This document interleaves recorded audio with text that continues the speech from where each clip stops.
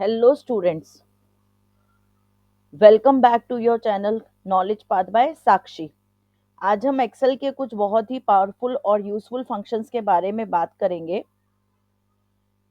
जो कि है आपके इफ में ही further advance versions, count if, sum if, average if और इनके advance versions count ifs, sum ifs and average ifs.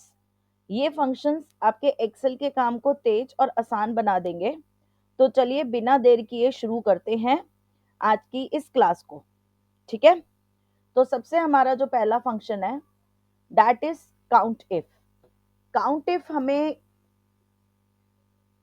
किस लिए यूज करना होता है कि जब हमें नंबर, जैसे मैंने आपको बताया था कि काउंट का क्या फंक्शन होता है, कि काउंट आपका जो है न्यूमेरिकल वैल्यूज कितनी है एक डेटा रेंज के अंदर, number of numerical values in a data range, उसको काउंट करके बताता है।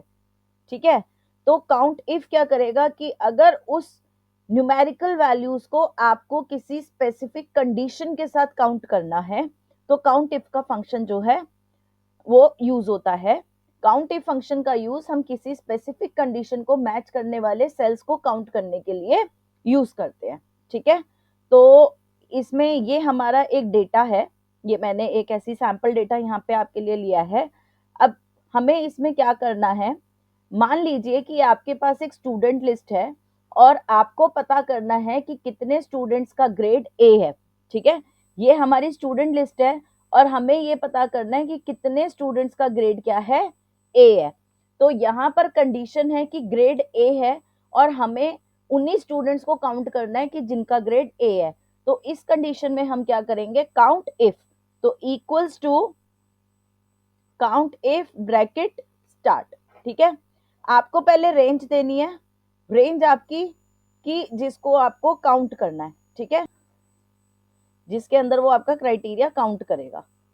ठीक है, तो ये आपकी रेंज जाएगी, कॉमा क्राइटेरिया क्या है, ए ग्रेड होना चाहिए, तो डबल इन्वर्टेड कॉमास में ए ग्रेड जाएगा and you have to press enter. तो आपके 4 हैं ऐसे स्टूडेंट्स जिनका जो ग्रेड है वो ए आया है आपका। ठीक है, तो आपका जो इसके अंदर मैं बात करूं, अगर आपको इसका सिंटेक्स लिखना है, तो सिंटेक्स के लिए क्या होता है, पहले रेंज, वो रेंज जिसके अंदर वो आपका क्राइटेरिया सर्च करेगा, कॉमा अब उस रेंज के अंदर क्राइटेरिया क्या है। ठीक है, तो रेंज कॉमा क्राइटेरिया। एक एग्जांपल और देखते हैं। अब सपोज करो कि आपके पास लिस्ट, प्रोडक्ट की लिस्ट है, ये मेरी प्रोडक्ट की लिस्ट है, मुझे इसमें ये पता करना है कि कितने प्रोडक्ट्स का जो प्राइस है वो 500 है।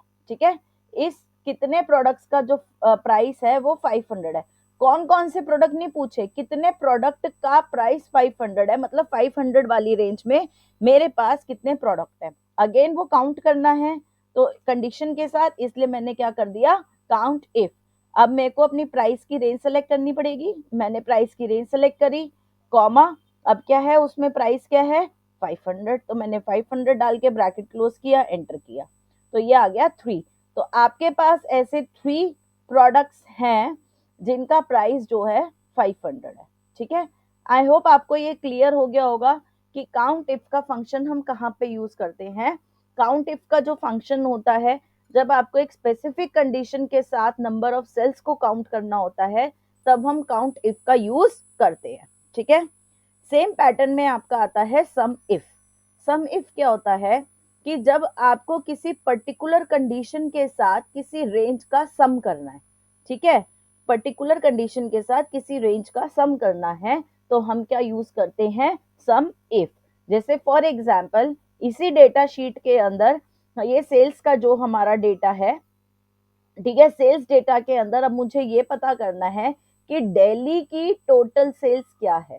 ठीक है, समझ में आया, मुझे क्या पता करना है कि दिल्ली की टोटल सेल्स क्या है। क्या करना है कि जो भी आपका सेल्स डेटा है उसके अंदर आपको दिल्ली की टोटल सेल्स निकालनी है। तो ये मेरा क्या है, सेल्स का डेटा, मतलब ये दिल्ली है, ये दिल्ली है और इसका ये मेरा प्राइस है। ठीक है, तो मेरे को इसकी क्या निकालनी है, टोटल सेल्स। तो अब मेरे को क्योंकि टोटल निकालना है इसलिए मैं क्या लगाऊंगी, सम, और कंडीशन के साथ है इसलिए सम इफ के अंदर अब रेंज आपकी क्या है, आपकी रेंज जिसके अंदर क्राइटेरिया जाएगा, पहले वो वाली रेंज कि वो क्राइटेरिया किस रेंज में से सर्च करेगा। तो मेरी रेंज अभी क्राइटेरिया वाली ये है, ठीक है, कॉमा करके अब इसके अंदर क्राइटेरिया क्या जाएगा, क्राइटेरिया जाएगा दिल्ली, ठीक है। तो मैंने यहाँ पर लिखा DELHI, जैसे लिखा हुआ है आपको बिल्कुल ही वैसे लिखना है, ठीक है। कॉमा करके अब सम किसका करना है, सम आपको करना है इस प्राइस रेंज का, ठीक है, क्योंकि टोटल सेल्स निकालनी है इसलिए हम सम किसका करेंगे, प्राइस का। तो हम इसको क्या करेंगे, अब एंटर करा।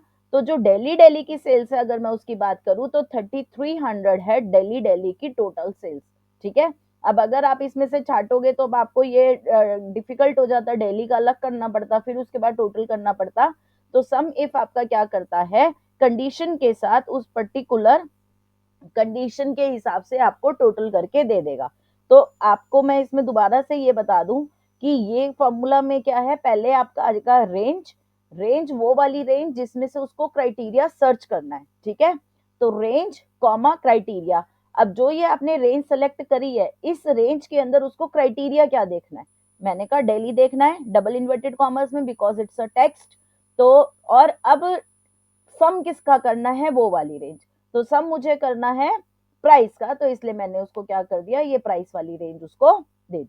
समझ में आया, ठीक है। Let's move to the another example. Next example है कि कि आपके पास एक इन्वेंट्री है और आपको इलेक्ट्रॉनिक्स कैटेगरी का टोटल स्टॉक जो है कैलकुलेट करना है, ठीक है। किसका कैलकुलेट करना है, इन्वेंट्री का। इन्वेंट्री के अंदर जो भी इलेक्ट्रॉनिक्स आइटम है ये आपकी कैटेगरी है, ठीक है। तो ये मेरी फर्स्ट वाली रेंज होगी जिसके अंदर क्राइटेरिया देखेगा और क्राइटेरिया क्या रहेगा, इलेक्ट्रॉनिक्स, ठीक है। अब मुझे क्या करना है, टोटल स्टॉक देखना है कि कितना मेरे पास टोटल स्टॉक है। तो मेरी स्टॉक वाली जो सम वाली रेंज है वो मेरी रहेगी स्टॉक की, ठीक है। तो let's do equals to sum if bracket start, range आपकी क्या रहेगी, कैटेगरी वाली, क्योंकि इसमें से मुझे क्राइटेरिया सर्च करना है। तो मैंने ये रेंज ले ली, कॉमा करके डबल इन्वर्टेड कॉमर्स में क्या लेना है, कैटेगरी क्राइटेरिया लेना है, क्राइटेरिया है मेरा इलेक्ट्रॉनिक्स, ठीक है, सॉरी। तो यहाँ पर मेरा क्राइटेरिया क्या आ जाएगा, इलेक्ट्रॉनिक्स का। तो मैंने यहाँ लिखा, जैसे उसमें बिल्कुल सेम स्पेलिंग आप लिखोगे तभी होगा आपका, electronics double inverted commas close और फिर कॉमा करके आपकी सम रेंज, मेरी सम रेंज क्या है, स्टॉक। तो ये मेरा क्या आ गया, रेंज का double inverted bracket close and answer. तो खाली इलेक्ट्रॉनिक्स की अगर मैं बात करूं तो मेरे पास खाली इलेक्ट्रॉनिक्स का टोटल क्या है, 185। लेट्स चेक, ठीक है, कैसे चेक करेंगे, इलेक्ट्रॉनिक्स का एक ये है, देन सॉरी एक ये है कंट्रोल के साथ, एक ये है, ठीक है, एक आपका है ये वाला इलेक्ट्रॉनिक्स का, बस, ठीक है। ये तीन है आपके इलेक्ट्रॉनिक्स के। इधर अगर आप नीचे देखेंगे तो इसका यहाँ पे आपको सम दिखा देगा, सम है 185। तो यहाँ पर इसने आपको क्या दिखा दिया, सम दिखा दिया 185। आई होप आपको ये क्लियर हो गया होगा, ठीक है, कि सम इफ आपका कहाँ यूज होता है, जहां पर आपको टोटल चाहिए but with a certain condition, ठीक है। सेम पैटर्न में आपका जाएगा एवरेज इफ। एवरेज इफ के लिए आपको क्या करना होता है, यूज वही है कि जब आपको एवरेज निकालनी होती है based on a specific condition, तो आपका एवरेज इफ यूज होता है। अब इसमें सपोज करो आपको जो है एवरेज सैलरी काउंट करनी है लेकिन फीमेल्स की, ठीक है। तो equals to average if bracket start, अब मुझे क्राइटेरिया क्या लेना है, मेल फीमेल में से, तो जेंडर वाला जो रेंज मेरा रेंज है मैं उसको सिलेक्ट करूंगी क्योंकि इसमें से वो क्राइटेरिया देखेगा, कॉमा डबल इन्वर्टेड कॉमर्स में फीमेल, ठीक है, double inverted commas close, comma. अब एवरेज किसका निकालना है, हमें क्या निकालनी है, सैलरी निकालनी है ना, तो रेंज में मेरी क्या जाएगी, सैलरी। तो मैंने इसको सैलरी सिलेक्ट कर लिया, ब्रैकेट क्लोज कर दिया, एंटर कर दिया। तो खाली फीमेल्स की अगर मैं बात करूं तो मेरी एवरेज जो सैलरी आ रही है वो 61,250 आ रही है, ठीक है। अब नेक्स्ट में क्या है कि सपोज करो आपको कैलकुलेट करना है average score of the students in maths. तो मैथ्स ये है आपकी मैथ्स, इस मैथ्स के अंदर आपका बच्चों का एवरेज स्कोर ढूंढना है, ठीक है। तो वही कंडीशन है कि मैथ्स का ढूंढना है, तो इसलिए हम क्या लगाएंगे, एवरेज इफ ब्रैकेट स्टार्ट। अब रेंज क्या है जिसमें क्राइटेरिया लेना है, क्राइटेरिया मेरे को मैथ्स लेना है, इसलिए रेंज मेरी क्या जाएगी, सब्जेक्ट वाली। तो और इसमें मैं आपको हम क्राइटेरिया देंगे मैथ्स का, सेम स्पेलिंग लिखेंगे कॉमा करके। अब इसके अंदर आपको एवरेज रेंज कौन सी देनी है, स्कोर की, क्योंकि इसी का ही तो वो एवरेज कैलकुलेट करेगा ना, ब्रैकेट क्लोज और एंटर। तो ये आपका ऑन एन एवरेज जो मैथ्स में बच्चों ने जो स्कोर किया है वो कितना किया है, 70 किया है। तो ये था हमारा count if, sum if and average if, कि जब आपको किसी स्पेसिफिक सिंगल कंडीशन के साथ अगर आपको काउंट करना हो, सम करना हो या एवरेज करना हो। अब इसी का कुछ एडवांस वर्जन है कि सपोज करो आपके पास एक से ज्यादा कंडीशंस है, ठीक है, मल्टीपल कंडीशंस है, एक से ज्यादा, दो हो सकती है, तीन हो सकती है, चार हो सकती है, आपकी जितनी भी कंडीशंस हैं उन कंडीशंस के बेस पे आपको या तो काउंट करना है या सम करना है या एवरेज करना है। अब वो कैसे यूज करेंगे, अब हम उसको सीख रहे हैं। हमारा डेटा वही सेम है। अब इसमें हमें क्या करना है, हमें काउंट करना है कि कितने नंबर ऑफ एम्प्लॉइज जो हैं एचआर डिपार्टमेंट में हैं। पहली कंडीशन क्या होगी कि एचआर डिपार्टमेंट होना चाहिए, दूसरी कंडीशन क्या है, जिनका 5 साल से ज्यादा का एक्सपीरियंस है। क्वेश्चन समझ में आया, हमें नंबर ऑफ एम्प्लॉइज काउंट करने हैं जिसमें आपका जो डिपार्टमेंट है एचआर डिपार्टमेंट के होने चाहिए, और आपका एक्सपीरियंस क्या होना चाहिए, मोर देन 5 इयर्स का आपका एक्सपीरियंस होना चाहिए, ठीक है। तो उस केस, तो अब हम इसमें क्या करेंगे, इक्वल्स टू, क्योंकि एक से ज्यादा कंडीशन है तो काउंट इफ्स ब्रैकेट स्टार्ट। अब पहली क्राइटेरिया की रेंज, तो पहला क्राइटेरिया हमारा क्या है, एचआर डिपार्टमेंट का होना चाहिए। तो रेंज कहां से लेगा, वो डिपार्टमेंट वाली, तो मैंने इसको रेंज दे दी डिपार्टमेंट की, कॉमा। अब इसमें हमारा क्राइटेरिया क्या है, एचआर होना चाहिए, ठीक है, डबल इन्वर्टेड कॉमर्स क्लोज, फिर कॉमा करके क्राइटेरिया 2 की रेंज। अब क्राइटेरिया 2 क्या है, 5 इयर्स से ज्यादा एक्सपीरियंस होना चाहिए, तो मेरा क्राइटेरिया 2 की रेंज होगी ये वाली, कॉमा। अब इसमें क्या होगा, ग्रेटर देन, क्योंकि मोर देन पूछा है तो इसको हम किस में लिखेंगे, डबल इन्वर्टेड कॉमर्स में, ग्रेटर देन का sign and 5, double inverted commas close. अगर खाली 5 लिखना होता तो डबल इन्वर्टेड कॉमर्स की जरूरत नहीं थी, बट ग्रेटर देन का साइन है इसलिए मुझे यहाँ पे डबल इन्वर्टेड कॉमर्स लगाना पड़ेगा, एंड ब्रैकेट क्लोज। तो ये आपको जो है 3 काउंट करके दे देगा कि ऐसे आपके जो है 3 एम्प्लॉइज हैं जो एचआर डिपार्टमेंट में हैं और जिनका जो ये number of years of experience है वो 5 साल से ज्यादा का है, ठीक है। तो अगर आपको काउंट करना है तो आप ऐसे देखिए, एक ये है 6 इसका एचआर वाले का, एक ये 3 है एचआर में, एक ये है एचआर में, एक ये है एचआर में। तो ये आपके कुछ एम्प्लॉइज हैं जो एचआर के अंदर हैं। अब मोर देन अगर मैं 5 की बात करूं तो इसमें एक ये 6 आएगा, एक 7 वाला आएगा और एक ये 8 वाला आएगा। तो 3 ऐसे एम्प्लॉइज हैं जो एचआर डिपार्टमेंट में हैं जिनका more than 5 years of experience है, ठीक है। ऐसे ही एक और एग्जाम्पल करते हैं कि हमें क्या करना है कि नॉर्थ रीजन में 10,000 से ज्यादा वैल्यू वाले ऑर्डर्स काउंट करने हैं, कि मतलब नॉर्थ रीजन में ऐसे कितने ऑर्डर्स हैं जिनकी वैल्यू 10,000 से ज्यादा है। फिर यहाँ पे मोर देन वन कंडीशन हो गया तो हम क्या लगाएंगे, काउंट इफ्स ब्रैकेट स्टार्ट। अब पहले क्या है, नॉर्थ रीजन होना चाहिए, तो रेंज मेरी क्या आ जाएगी, रीजन वाली, कॉमा। अब इसमें क्राइटेरिया क्या रहेगा, नॉर्थ, तो मैं यहां लिख दूंगी नॉर्थ, ठीक है।